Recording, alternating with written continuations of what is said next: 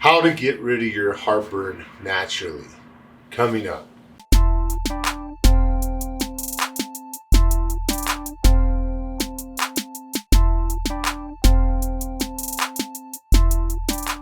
Hi everyone, this is Ernesto from Attaboy Cowboy. And on this channel, we give you health and wealth tips to help you be successful. Now today I'm coming to you from Monument Valley, Utah, one of my favorite places in the United States to visit. And I wanted to share with you a conversation I was having with my cousin before I came over here.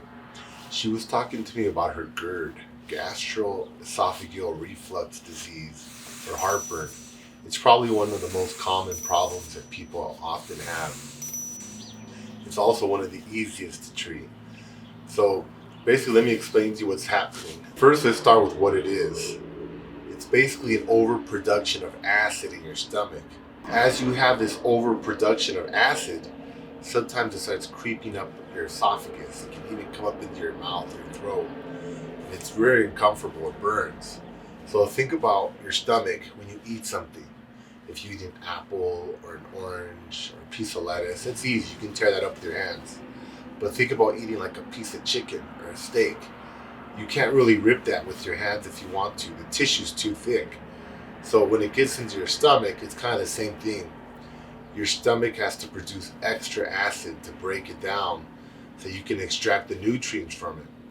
The problem is that if you're continuously eating that on a constant basis, you're eating meat for breakfast, for lunch you're having a chicken sandwich, for dinner you're having some pot roast, etc., then your acid levels are always going to stay high.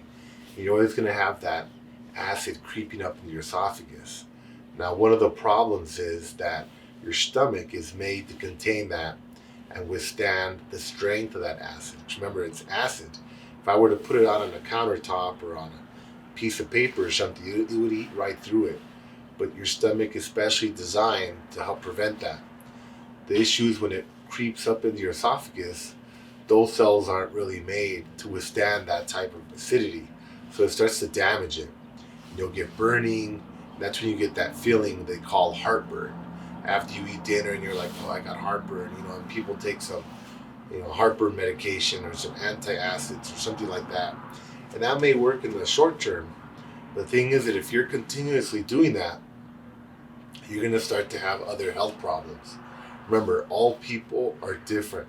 Some of us are tall, some are short, some are fat, some are skinny. So people can take different amounts of acid in their body. So some people, just like when you go out with your buddies and you have a friend that can just drink all night, and then you go out and like me, I can't drink. I don't drink alcohol. So if I were to drink one beer, I would get buzzed. I'd be out. So everybody has a different tolerance level. So my cousin, she's been having problems for years. I wasn't aware of it. She hadn't told me. And apparently the physicians have been trying to solve her issues with her stomach. She has a lot of heartburn, a lot of pain. They removed her appendix. They removed like 3 different organs. I forgot what the other ones were, but she's had multiple surgeries, and they haven't been able to control her symptoms. And she takes multiple medications, and every year she has to go on a course of antibiotics to help get it under control. In her case, she lives right in the middle of Kansas, one of the beef capitals of the world, so she eats a lot of beef, and that causes you to produce a lot of acid. Now, along with that, it also changes your microbiome. So remember, for example, I weigh 210 pounds. About 10 to 15% of your body weight is bacteria. So that means I have about 21 to 32 pounds of bacteria in my body. So it's like a farm. Your body depends on all that bacteria to help you digest the food you eat, and also to extract the nutrients that you need out of the food you eat. Actually, in addition to that, the bacteria themselves create vitamins for your body. So it's a symbiotic relationship. We actually rely on one another. You need bacteria to survive, to digest food, and to be healthy. So you want to feed those bacteria things that they like. They like fruits and vegetables, indolum. They like fiber. When you don't feed them that, and you're feeding them, for example, protein like steaks and chicken and fish, then your microbiome changes. You actually have to grow new types of bacteria to break down those proteins. Now, in small doses, it's okay because that bacteria, once it does its job, your body's bacteria, the healthy one, keeps it in check.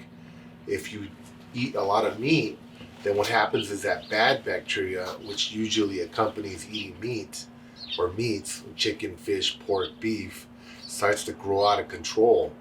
And then they secrete toxic substances that leads to intestinal cancer and a bunch of other problems.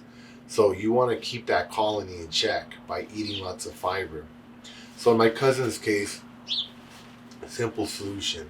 I came to see her. She's been on antibiotics. She had like 4 days of excruciating pain.